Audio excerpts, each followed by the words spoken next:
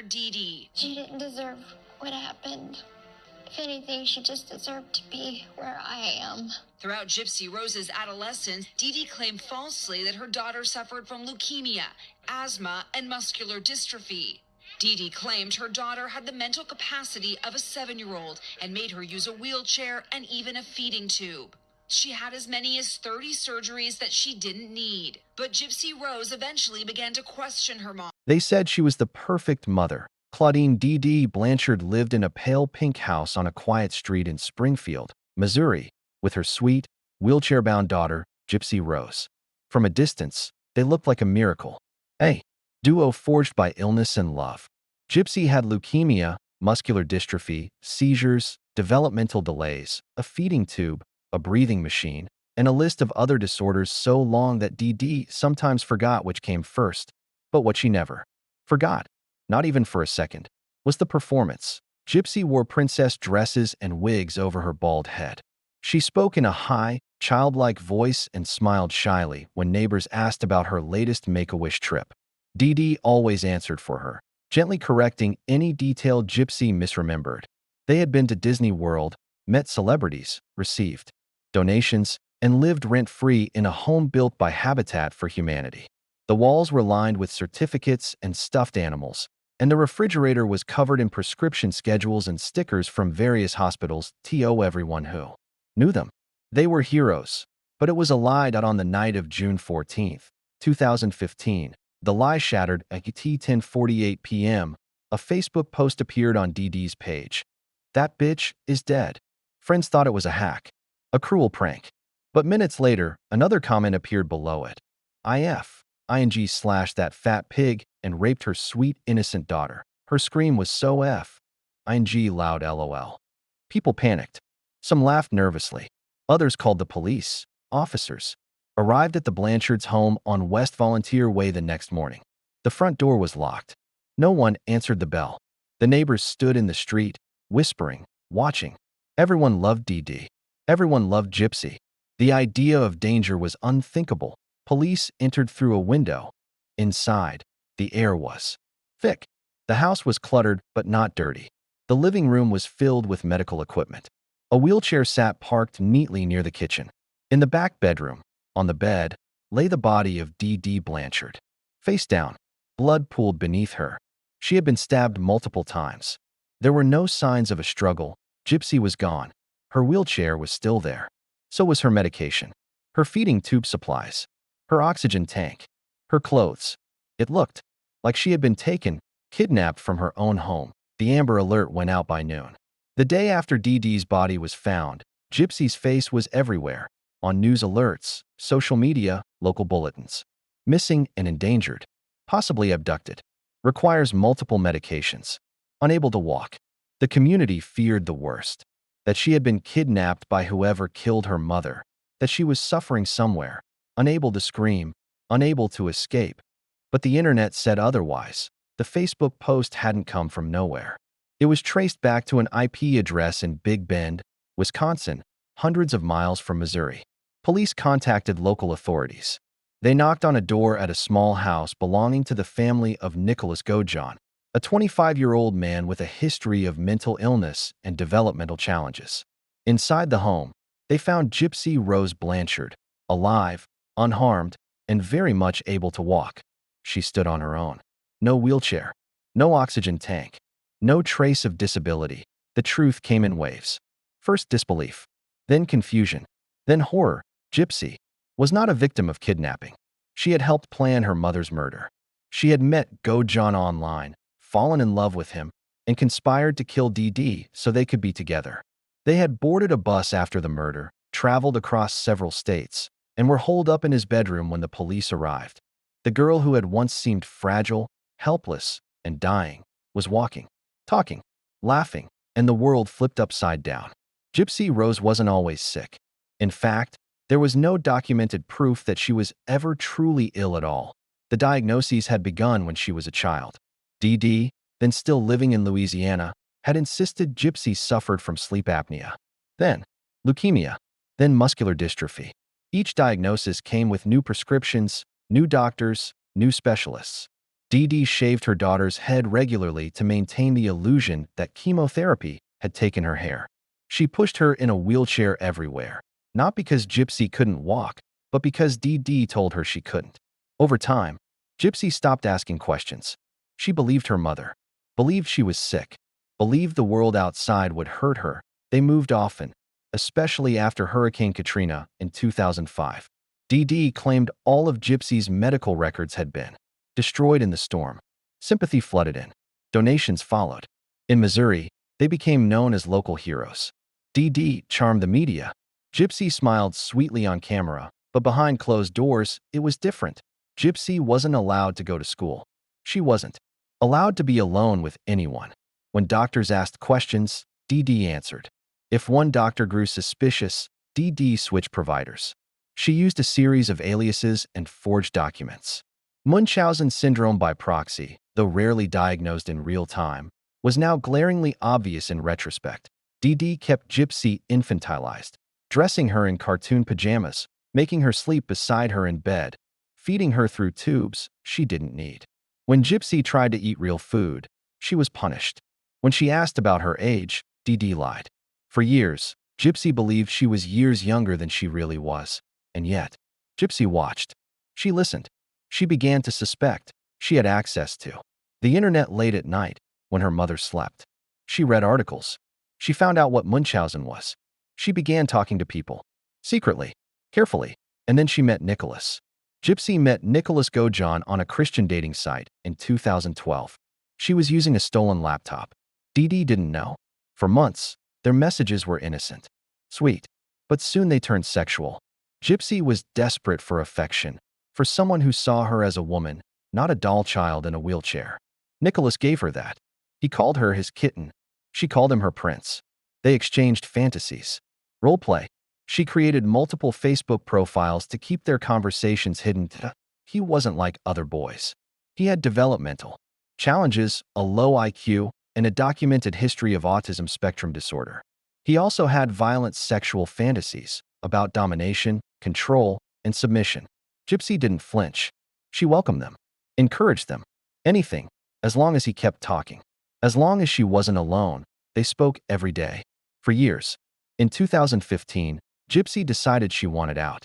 Not by running away. She had tried that before. Dee Dee had found her, brought her home, and punished her. No. This time, she wanted a clean break. She wanted Dee Dee gone. She told Nicholas everything. That she could walk. That her mother had abused her for years. That she was a prisoner in her own home. And she asked him to kill Dee Dee. Nicholas agreed. Without hesitation, they made a plan. Nicholas would travel to Missouri from Wisconsin. He would stay in a motel. Gypsy would sneak him into the house at night. She would leave the door unlocked. Leave gloves and a knife for him. That on the night of June 10, 2015, Gypsy listened from the bathroom while Nicholas stabbed her mother 17 times. She didn't scream. She didn't stop him. When it was done, they left the house together, Gypsy walking. They mailed the murder weapon to Nicholas's home to avoid carrying it. Then they boarded a Greyhound bus.to the world. It looked like an abduction. But Gypsy had orchestrated the entire thing. When news broke that Gypsy Rose Blanchard could walk, the public gasped. Television anchors blinked in disbelief. Headlines shifted overnight from kidnapped girl found alive to daughter walked away from murder scene. Mugshots of Gypsy and Nicholas Gojon were released, hers wide-eyed and sunken, his expression blank. But then came the twist. AS reporters dug deeper.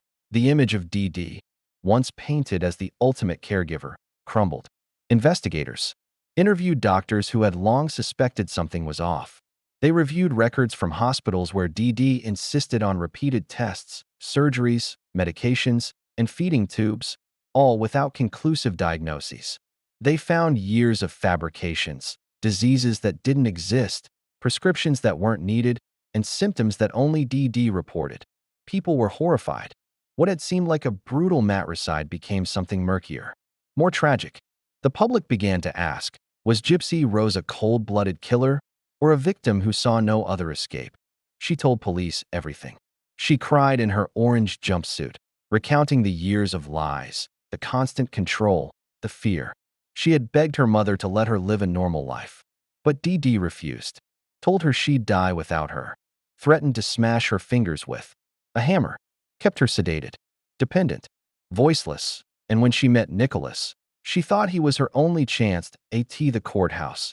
Gypsy stood on her own 2 feet. For the first time, the world saw her as she truly was, small, thin, 23 years old, and free of any machine, brace, or wheelchair. Dee Dee had made her believe she was a child. But she wasn't. Not anymore. In 2016, Gypsy accepted a plea deal for second-degree murder. She was sentenced to 10 years in prison. Nicholas Gojon went to trial.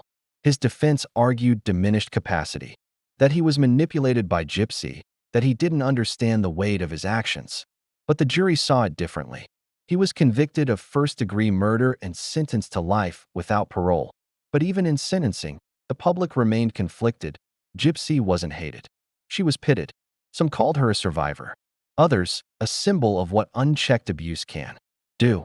A few called her a hero, and she began, slowly, to become something else entirely, a voice. In prison, Gypsy Rose Blanchard did something she had never done before.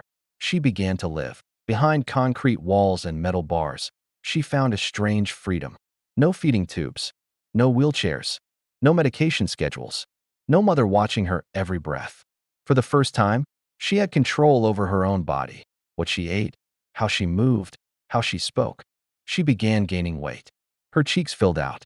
Her skin cleared. She let her hair grow. She walked every day. She laughed. Other inmates didn't recognize her at first. She didn't look anything like the frail, whisper-voiced girl in the news reports. In interviews from the Chillicothe Correctional Center, Gypsy spoke calmly, even cheerfully. "I feel freer in prison than I ever did living with my mom," she said, "because now I'm allowed to just be me." She started to learn who that was. She read, took classes, spoke to therapists. She built friendships. She answered letters from people around the world, thousands of them. Some offered support. Some asked for advice. Some said she was an inspiration. Others weren't as kind. Some called her manipulative, said she should have run away, that she shouldn't have turned to murder. She never disagreed. "I made a terrible mistake," she said, "but I was desperate. I felt like there was no other way out. And I'm not proud of what I did, but I am free of it now." The story reached new heights in 2019 when HBO released the documentary Mommy Dead and Dearest, exposing Dee Dee's decades of abuse and medical manipulation. A year later, Hulu premiered The Act, a dramatized series, starring Joey King as Gypsy and Patricia Arquette as Dee Dee, the latter earning an Emmy for her chilling portrayal. Suddenly, Gypsy became a household name. Not just a criminal, not just a victim, but a cautionary tale. On December 28, 2023, after serving 85% of her 10-year sentence, Gypsy Rose Blanchard was released from prison. She walked out wearing jeans, a black hoodie, and a cautious smile. Nothing dramatic, nothing flashy. But outside, the world exploded. Cameras, news vans, microphones, a crowd of fans. She was trending on every social media platform within minutes. TikTok, Instagram, Twitter, all lit up with her name. To some, she was a hero. To others, an enigma. She moved back in with her father and stepmother in Louisiana, a quiet, suburban home far from the pink walls of her old life. But peace didn't come easily. Her following was massive. Every post was dissected. Her wedding ring, from a prison marriage to a man named Ryan Anderson, was hot gossip. She gave interviews to People, Dr. Phil, and even began teasing her own documentary series. Some called her manipulative. Others called her brave. Gypsy tried to balance it all. "I just want to be normal," she said. "I want to get a job, maybe become a mom one day. But I also know my story isn't just mine anymore." She spoke about what she remembered. The surgeries, the feeding tubes, the time Dee Dee hit her with a coat hanger, the moment she realized she was capable of walking, the terror of being caught between a mother's twisted love and her own hidden rage. She never justified the murder, but she explained it. And for millions, that was enough. In the months that followed, Gypsy began advocating for victims of Munchausen.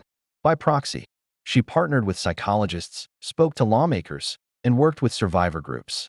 She hoped to educate, to raise awareness, and, in some strange way, to redeem herself by helping others escape what she could not. She's still adjusting, still healing, still learning, But now she moves freely. No wires, no medications, no lies, just the open, messy, complicated road ahead. In the years since the murder, the case of Dee Dee and Gypsy Blanchard has become more than just a true crime story. It is a mirror. One held up to medicine, motherhood, mental health, and the failings of every institution that should have protected a little girl with big eyes and no voice. It haunts doctors who missed the signs, who wrote prescriptions for illnesses they never confirmed. It disturbs social workers who never connected the dots, that a woman who never let her daughter speak might not be telling the truth. It challenges neighbors who saw the bruises, the scars, the hollow stares, and said nothing. And it lingers in the hearts of survivors, not just of Munchausen by proxy, but of any form of psychological imprisonment. The story of Gypsy Rose Blanchard asks the most difficult question of all: what would you do if your entire life was a lie?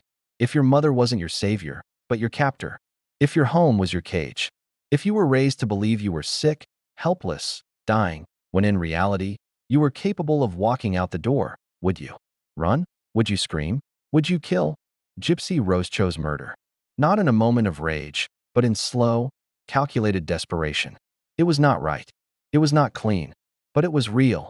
And in that truth, raw, bloodied, undeniable, the world found something terrifying, because some understood her. Today, the pink house is gone. The wheelchair is gone. The image of Dee Dee as a selfless mother has been dismantled. But her face still haunts documentaries, dramatizations, fan pages. Some still call her a martyr. Others, a monster. And Gypsy, once voiceless, now speaks.